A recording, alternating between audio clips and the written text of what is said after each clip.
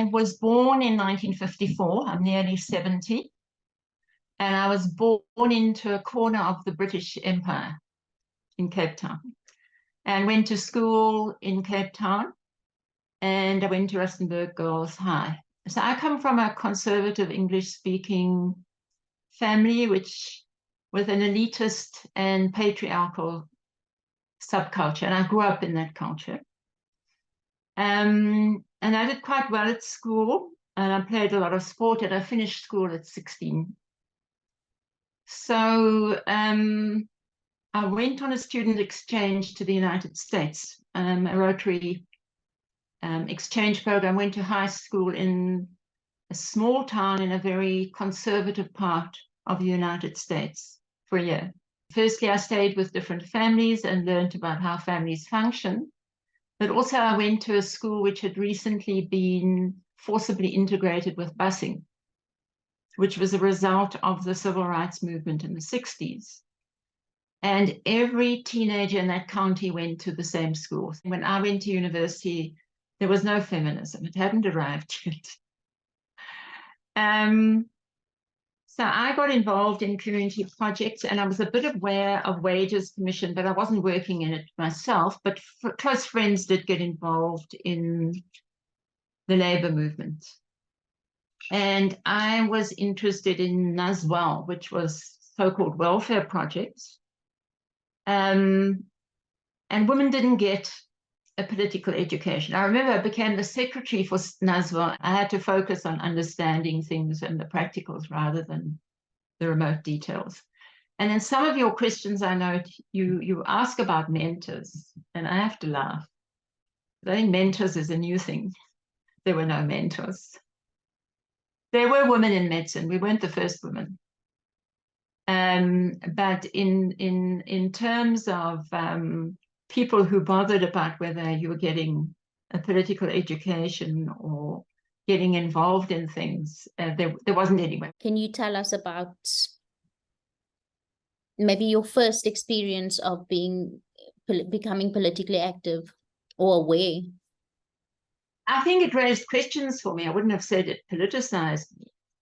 I think my involvement in activities off campus was really what politicized me, is to be a white South African, seeing for yourself what is really going on. And I did participate in student demonstrations. There was a day students were beaten up. And I'd been there, but I went to a dentist appointment. When I came back, I was a bit horrified. If you were female, you didn't get political education. There were big debates about the labor movement. And it was the beginning of students working with the labor movement in the 70s. And the labor movement organization emerged quite quickly in Durban in support of strikes. It was the General Workers Union in Cape Town, and in Joburg was the Industrial Aid Society, and then students working with the Metal and Allied Workers Union. For us as white students, one of the things that was quite a big difference was, if you're African and you get politically involved, you're really supporting your family and your heritage. But as a white student, you were leaving your family and your subculture, which they obviously resented. I think in the longer term, my family accepted it, but in the short term, they thought I was full of nonsense and irresponsible. Did you meet Neil in the 70s or the 80s? I met him at medical school, and we lived together on a farm. It was a beautiful farm in Constantia, and the farmer was old, and he was farming students and hippies. So it was extremely cheap, but very basic, with cold water and no electricity, but it was affordable. So the thing I wanted to touch on was army conscription. At that point, all white males were required to go to the army and do military service. So a lot of the medical students decided they would go to the army after they graduated, and it would be easier. What happened during that period, though, is the army came in to play a more political role. Now, Neil had always decided he would leave rather than go to the army. So if you were drafted in the military, you were potentially put into townships to shoot students. So I had to find a place to live and find my feet working at Baragwanath Hospital, which is huge and busy. It's the biggest hospital in the Southern Hemisphere. And by the time I had finished the 6 months, I'd found some good friends and I decided to stay. And we were part of quite a big community of young people. We were arrested together in the second round of detentions. We were listed as close comrades above ground. So Barbara clarified that we weren't ANC members. And we were held under Section 6 of the Terrorism Act, which provided for indefinite detention and solitary confinement for the purpose of interrogation. Neil was detained in what I call the VIP cells at John Vorster Square, where the security police had easy access to detainees 24 hours a day. And he was in extreme isolation in a cell block with the other leaders, the union leaders, but also student leaders from COSAS and some other ANC people. And then somebody I knew in detention was told that her partner had died in detention, but it's not true. It wasn't true. So there was a lot of psychological warfare, and even our interrogators and the escorts were telling us that they used those methods. So we knew that when we were in detention, we would be under attack personally, because they try and wear you down. The very rough interrogation is designed to make people feel that they're dying. So if people are electrocuted while they've got a wet bag over their head, they suffocate, or with a tube, and they feel like they're dying. So that is what's used to try and make people talk. But the security police don't really know what they're doing. By about 1985, we had set up the detainee service. So now I came out of detention 7 weeks later with a group of us were released at the same time. And I was really struggling with post-traumatic stress disorder. And my memory was very poor. At times in the hospital, my memory was so bad I couldn't wash myself. And I didn't realize, but I couldn't read and I couldn't write. And I had to, they knew about it and they helped me with it, but it was very, very difficult. And when I came out, we'd been evicted from our house and from our offices, but I managed to retain my job and I was able to work. A good friend who was the superintendent made sure that I kept my job. And I went to live in Crown Mines, which was a very supportive and relatively safe area to live in. White South Africans could no longer pretend that the security police were innocent or just doing their duty.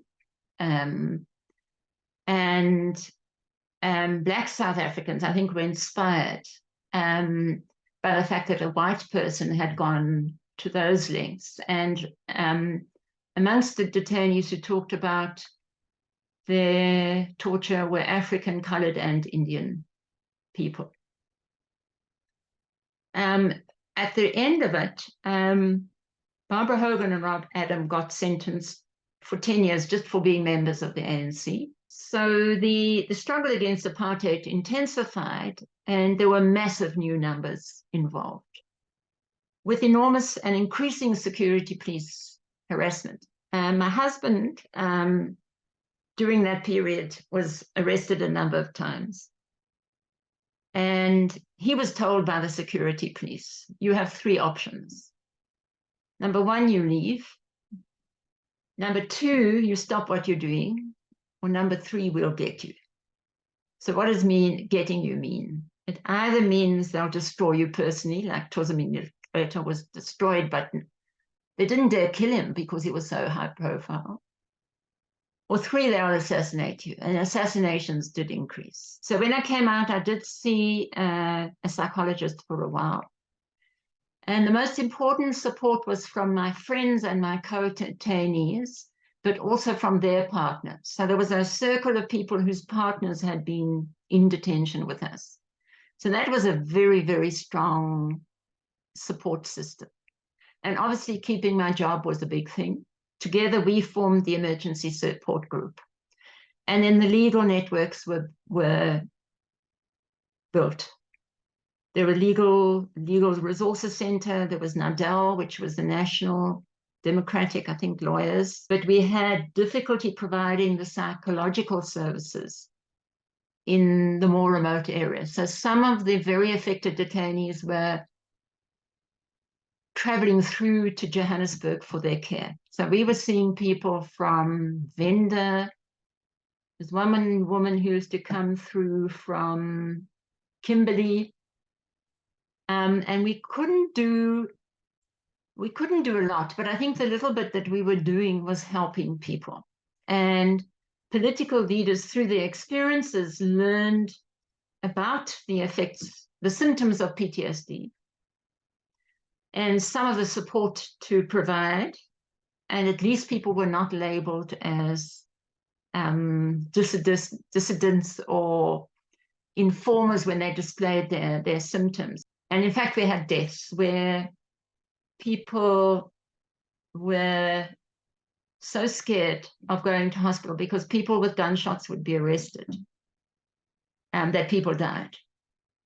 And what was happening from about 82, 83 is that there were networks of doctors who would see people who'd been injured in police confrontations. And in the hospitals, which were mainly run by conservative administrators, they brought in right-wing administrators in the Transvaal. Anyone with a gunshot wound was reported to the police. So there was a lot of hiding of patients. At that point, the white emergency services did not service Black patients. So Sandton had kind of United States 911 type emergency services. And in Alex, we had a casualty without a hospital. The nearest hospital was 30, 40 kilometers away. There was one ambulance. The driver could do first aid, but the assistant couldn't. So if something went wrong with the patient in the back of the vehicle, the driver would have to stop and do CPR. And there was only one vehicle after hours. Or I could remember when O.R. Tambo arrived, everyone went to the airport to greet him, and they unleashed dogs on the crowd. So we were always at the back. And then when the ANC was unleashed, people would do marches through the middle of town. It was terribly dangerous. I mean, there could have been a sniper on any one of these 5-story buildings, and they're expecting us to cope with it. Remember, there were bombings in the center of Joburg. It was. I mean, all hell broke loose. The Chris Hani funeral was one of the wildest events I've ever been to. So it really, I mean, it's cheap to attack Mandela, but he really did hold things together during that period. So I then went into government in 95. And mostly because people knew me. The people in the new legislature knew me. In fact, two of my interviewers knew me very well from the labor movement. I was appointed the senior manager for infectious diseases, including setting up the AIDS and the TB program. And with this NACOSA plan, I've been one of the co-writers in 93, and in 94, the ANC adopted it as the National AIDS Plan. I was appointed the senior manager for infectious diseases, including setting up the AIDS and the TB program.